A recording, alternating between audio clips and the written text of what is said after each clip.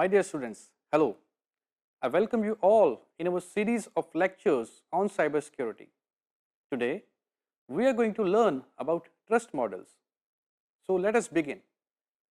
Information technology architects must build applications, systems, and networks that match ordinary people's sociological expectations of trust in terms of identity, authentication, service level agreements, and privacy.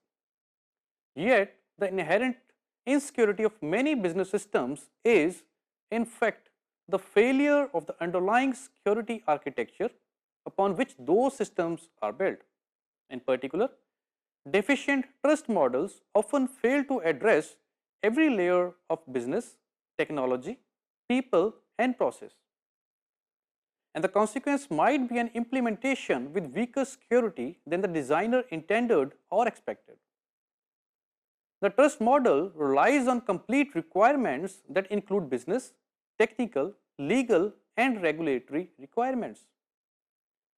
It is recommended to develop a formalized trust model as part of a security architecture methodology and risk analysis for all business systems to ensure that they are protected according to their stated requirements and identified risk thresholds.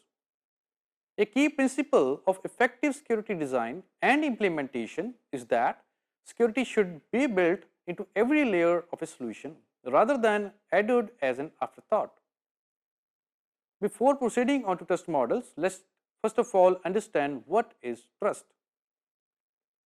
Generally, an entity can be said to trust a second entity when the first entity makes the assumption that the second entity will behave exactly as the first entity expects. For the sake of defining trust and trust modeling relative to security architecture methodology, a set of principles are offered. Number 1, trust is a characteristic and quality of a security architecture. Number 2, trust is balancing of liability and due diligence. For example, you must decide how much effort to expend to reduce liability to an acceptable level for a particular business proposition and stated security policy. You must establish an equilibrium of trust. Number 3, trust is the enabling of confidence that something will or will not occur in a predictable or promised manner. The enabling of confidence is supported by identification, authentication, accountability, authorization, and availability. Number 4, trust is defined as a binary relationship or set of compounded binary relationships based on individual identity or unique characteristic validation. That is, trust is the establishment of a trust relationship through a validation process and the subsequent use of that relationship in some transactional context. To establish trust, there must be a binding of unique attributes to unique identity, and the binding must be able to be tested satisfactorily by a relying entity. When you achieve a satisfactory level of confidence in the attributes provided by an entity, you establish a trust relationship. This element of trust is commonly called authentication. Trust involves a binary relationship or a set of compounded binary relationships based on validation of unique individual identity. It is also important to understand what a trust model is. A trust model is not the particular security mechanism utilized within a particular security architecture. Rather, it is the combination of those security mechanisms in conjunction with the security policy when they address all business, technical, legal, and regulatory requirements to the satisfaction of a relying entity. A trust model identifies the specific mechanisms that are necessary to respond to a specific threat profile. A trust model must include implicit or explicit validation of an entity's identity or the characteristics necessary for a particular event or transaction to occur. Now, what are gradients of trust? The purpose of a trust model is to respond to a specific threat profile. A threat profile is a set of threats and vulnerabilities identified through a use case driven data flow analysis that is particular to an organization. Essentially, A threat profile identifies likely attackers and what they want. The level of trust necessary for one organization may be different from the level of trust required by another organization. For example, the level of assurance that an organization needs regarding the authentication of a user may be different in particular use cases. Trust exists on a gradient. There is no one size fits all solution. To illustrate this point, consider the requirements of two institutions, a public library and a financial institution. The library may implement a minimal trust model for those who simply want to browse the stacks. Perhaps the only check will be upon exit to ensure books are not being stolen. However, the library will probably implement a somewhat more stringent model for those who want to check out books. Commonly, the library will issue a library card with your name on it and perhaps with your picture to increase their trust that you are who you say you are. There may be specialized collections, for example, rare manuscripts, that are accessible only to qualified researchers. Your library card serves to authenticate you, but you need additional privileges beyond what is standard. Granting specific access privileges is the process called authorization. A possible requirement for this authorization would be proof that you are on the staff of a recognized educational institution. Now, consider a financial institution that is entrusted to maintain a great deal of personal information about clients and that is heavily regulated by various governmental agencies. Clearly, a more robust trust model is in order. For example, if a customer wants to use a home banking application to review his account, before the bank's application transmits the customer's data, it must validate the customer's identity. Commonly, banks require a login supplemented by a personal identification number. But once a customer has been authenticated, the bank must take extra steps to protect the confidentiality of the customer's data, perhaps by establishing an encrypted tunnel between the bank's distributing application and the customer's home banking application. These examples illustrate 3 points that are essential to understanding trust and trust models. Number 1, trust requirements must be matched to the specific kinds of threats or vulnerabilities facing an organization and to the degree of risk that the threats will occur. Number 2, there must be a starting point in establishing credentials for identity. In our example, the library may have accepted a driver's license as the credential for granting a library card. What credential does the issuing authority of a driver's license require for granting a driver's license? Number 3, trust does not happen spontaneously. It requires a methodological process of credential establishment and consistent validation. Trust is not free. It takes capital and effort. Now, coming on to threat profile and risk analysis. Threat profiles and risk analysis are intrinsically related. One without the other is of limited value.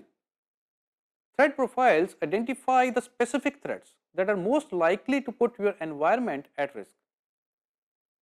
The most common type of threats fall into categories such as actual or attempted unauthorized probing of any system or data, or it can be actual or attempted unauthorized access, or introduction of viruses or malicious code, or it can be unauthorized modification, deletion or disclosure of data, or it can be denial of service attacks.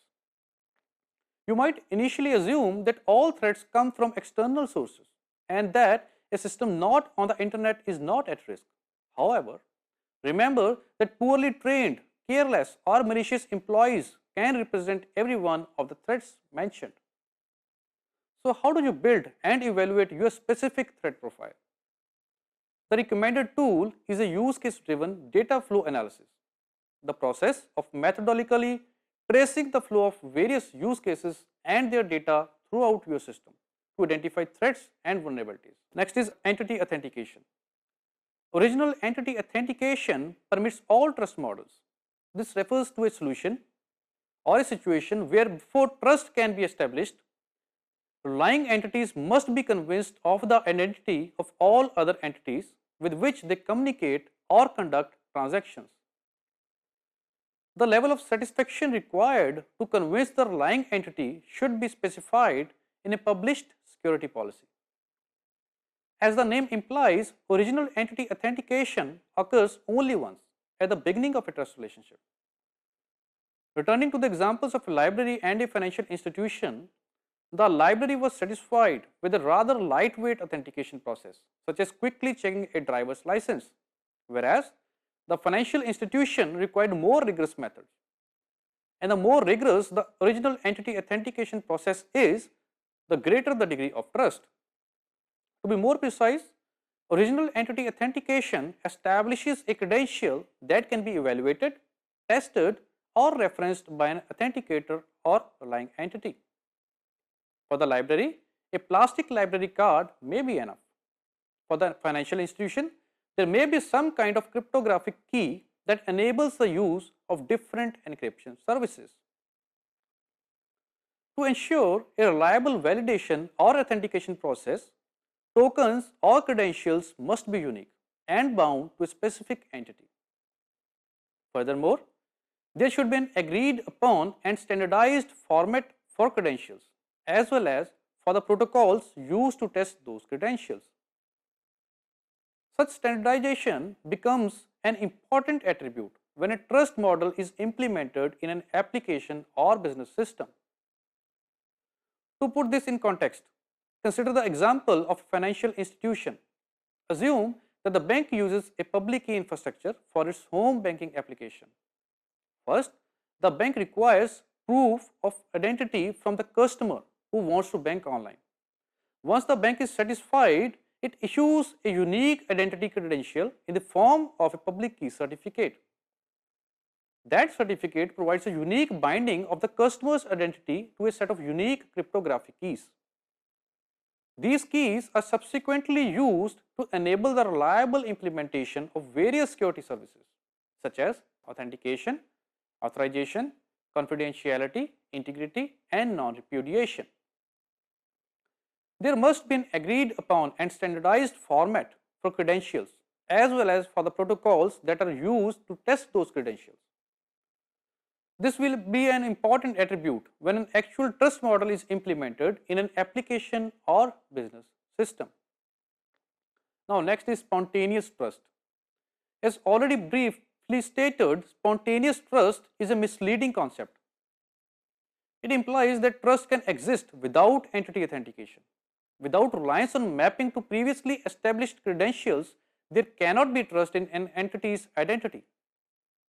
It is important to stress this point because too often there is a misguided reliance on mechanisms that do not, in fact, enable a true trust relationship. All valid trust models are predicated on the establishment of trust between any two entities. That is, original entity authentication must be performed first. Essentially, trust cannot be established spontaneously. Without performing this original entity authentication, future trust relationships cannot be created except in a spontaneous fashion. Therefore, spontaneous trust does not, in fact, provide any confidence of an entity's identity because it does not rely on or map to any established knowledge, credentials, or characteristics. Adversaries often look for uses of spontaneous trust and try to exploit them. Let's take the secure socket layer SSL as an example. SSL has the ability to work in various modes, but in this example, we consider server-side SSL, the most common use of SSL in the internet today.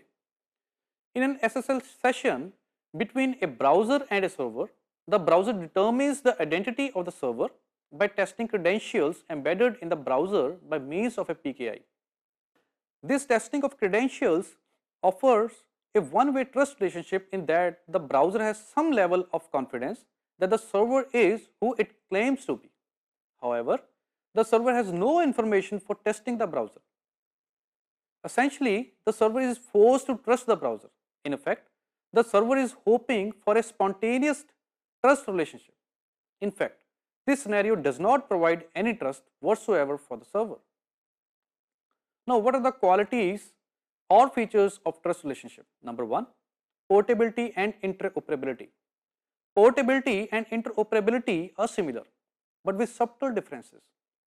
Portability depends on standardized credential types and formats to be used anywhere and at any time. The use of a standards defined public key certificate recognized across multiple PKIs is an example of portability. Interoperability depends on the standardization of protocols for testing credentials. Interoperability relies on applications and systems to implement standardized protocols for credential testing. The use of standards defined protocols to perform security functions such as authentication and authorization across multiple platforms is an example of interoperability. Number two, reliability. Reliability embraces a closely related aspect of credentials and their evaluation. Credentials and the mechanism that evaluate them must perform consistently in a repeatable fashion over time. Number three, assurance. Assurance is a critical quality of any trust relationship. Relative to trust, assurance is concerned with the preservation of the binding between a unique entity and its credentials. Here, preservation means that a credential continues to be accurately bound with the correct entity to which it is associated. Next is major trust models. Different organizations have different thresholds for risk, and the choice of a trust model should be based on that threshold. Specific security solutions should map to the applicable trust model. There are three trust models. Number one, direct trust.